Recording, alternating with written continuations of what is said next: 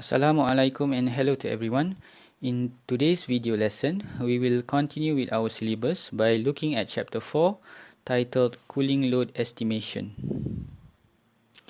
In this video lesson, we will cover the first 4 subtopics for chapter 4. The objectives for the subtopics are on the right of the screen. Now, as we have learned in chapter 3, one of the main factors when selecting the right air conditioning equipment is to determine the cooling load requirement for the required space or building. However, cooling load cannot be calculated precisely, but it can be estimated by calculating the total amount of heat gain inside the space or building. Space heat gain occurs because, as we have learned in the second law of thermodynamics, heat flows from a high temperature region to a lower temperature region. This principle is referred to as heat transfer. There are 3 basic modes of heat transfer. Number 1 is conduction, which is the heat transfer through solid bodies, for example, walls, roofs of a building. Number 2 is convection, which is heat transfer from movement of fluids such as steam coming out of a kettle. Number 3 is radiation, which is heat transfer due to electromagnetism waves, for example, heat transfer from radiation from the sun through windows or glasses. Heat transfer is identified in terms of heat per unit time. In the HVAC industry, the most commonly used unit for heat is the British Thermal Unit or BTU. Therefore, heat transfer is usually in terms of BTU per hour. For temperature, it is usually measured in degree Fahrenheit. The purpose of calculating or estimating the required cooling load is that, number 1, so that we can determine the size or capacity for the refrigeration unit, i.e. chillers and split units. This is because different types of air conditioning systems provide different cooling capacity.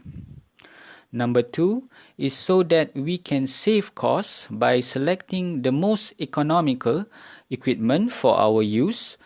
With the ever-expanding HVAC industry, many air conditioning systems manufacturers may provide different before and after sales services.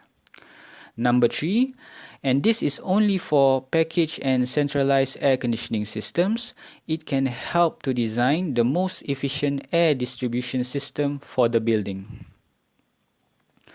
Now, as mentioned before, we can estimate the cooling load requirement by calculating the space heat gain inside the space or building.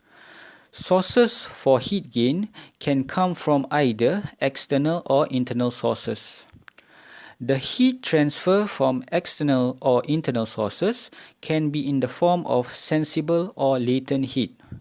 Sensible heat is heat which we can feel using our senses, for example, heat from the sun, a computer, or even us as humans produces sensible heat. Latent heat is heat produced as a result of phase change, and it is often accompanied by moisture, for example, heat from a boiling water. Heat from external sources can be in the form of conduction, which transfers through exterior walls, roofs, and windows. Solar radiation, which transfers to windows. Infiltration, which are unwanted heat due to cracks or not properly closed windows. Ventilation of outside air, which is caused by air supplied by the air conditioning system. Heat from internal sources, on the other hand, can be heat produced by occupants, lighting, electrical and electronic equipments, or even the mechanical device inside the air conditioning system itself, such as fans and blowers. Now, the table on the left shows the summary for possible external and internal sources for heat based on their methods, which are conduction, convection, and also radiation. Some may have both sensible and latent heat, and some might only have sensible heat. Overall, a HVAC engineer must take into consideration all sources for space heat gain to accurately estimate the cooling load requirement for a space.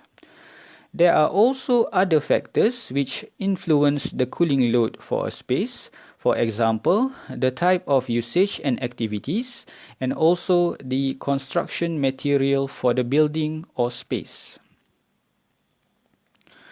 We have come to the end of this video lesson. We will continue with the next subtopic in another video lesson. Thank you for your attention and have a good day.